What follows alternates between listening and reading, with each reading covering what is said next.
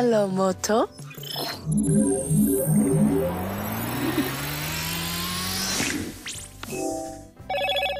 Hello, Moto.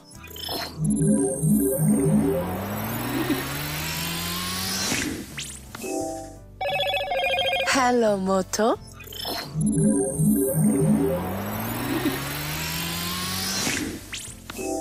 Hey, what's up guys, Pallav here, and Motorola India today showed us two of their brand new premium products, the Moto Z and the Moto Z Play, along with the Moto Mods. They will go with either of theirs, and here are the few things that you need to know upfront. Number one is that, as I told you just now, they released two variants, Moto Z and the Moto Z Play. The Moto Z Play is slightly less in terms of features and even price. There were also another variant, as far as I know, called Moto Z Force, which was not released here. In fact, these Moto Z and some of the other variants were actually announced during IFA Berlin a month ago. Number two is that both of them, both Moto Z and Moto Z Play, will have 5.5-inch devices, but then the construction quality and the resolution are different. Both will have Super AMOLED screen, but the Moto Z will have a Quad HD resolution 2K, and the Moto Z Play will have a Full HD resolution. Also, the Moto Z will have an all metal body, and the Moto Z Play will have a metal and glass body. So the Moto Z Play will have glass on both front and the back. Number three, at about 5.19 mm, Motorola claims that the Moto Z is the thinnest premium smartphone in the market. Now, I don't know, premium or not, there are much thinner devices, like for example the Vivo X5 Max was about 4.75 mm thin.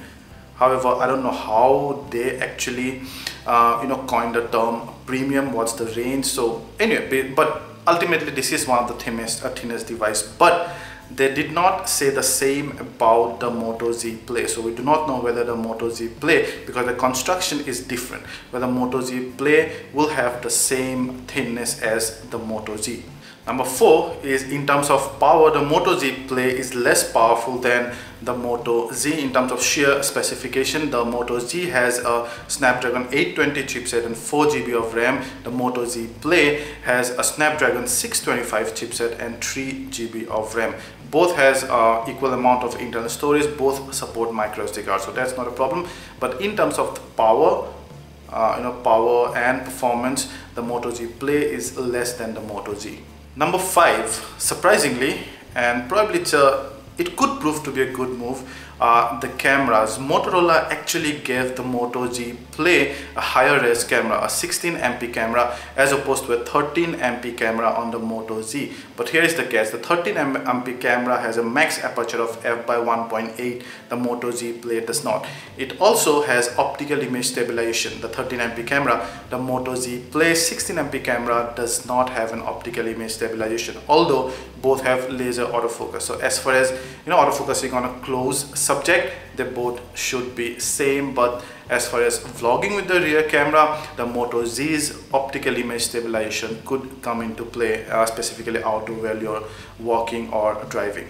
Next is battery. The Moto Z has only a 2600 mAh battery, but they claim up to 24 hours of battery life. I hardly believe that. However, they say that it comes with Motorola's turbocharged, and I think Motorola's turbocharged technology is one of the best and one of the fastest charging feature in any smartphone available. And they say in 15 minutes you would get 7 hours of power. I don't know whether that will go spec to spec, but yeah, I know that Moto Turbo technology is one of the best. However, the Moto Z Play's USP is the big battery, but having said that, definitely not the biggest in the industry, only 3510 mAh. We have seen many devices nowadays, specifically those from the Chinese manufacturers, which easily come in a battery with a capacity more than this one. But with the 3510 mAh battery coupled with the turbocharged, that should give you a good battery life, very decent battery life, plus a quick charging facility. And they say the Moto Z Play's 3510 mAh battery should take you through about 45 hours of play. Next, and one of the very important feature in the accessory front are the Moto Mods. You have seen the modular LG G5. This is something like this. I think more futuristic, I would say, and also better looking and better ergonomic. So they have 3 modes as of now, if you exclude the Moto shells, which are just like, you know, back covers. Not 3, actually 4. Number 1 is they have this JBL speaker, which also will give you 10 hours of more battery life. It also has a stand, so you can just keep your Moto Z or Moto Z Play on the desk and have the speakers blast out. The speakers are towards the front. So JBL speaker, what we've heard during the launch was pretty impressive. So that's one. Number 2 is that they will also have a projector. Number 3 is that they will have an external battery. I think that will have 2200 mAh battery, and that should extend your battery life if you think your present battery life on the Moto Z or the Moto Z Play is not enough.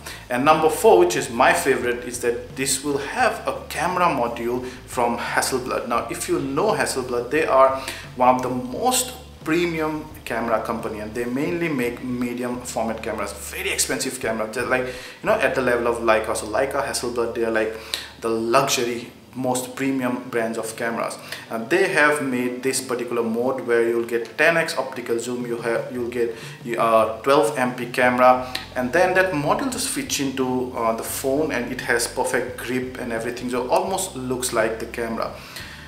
These are the 4 modules to start with, but it also probably will open up to third-party developers to develop more modules.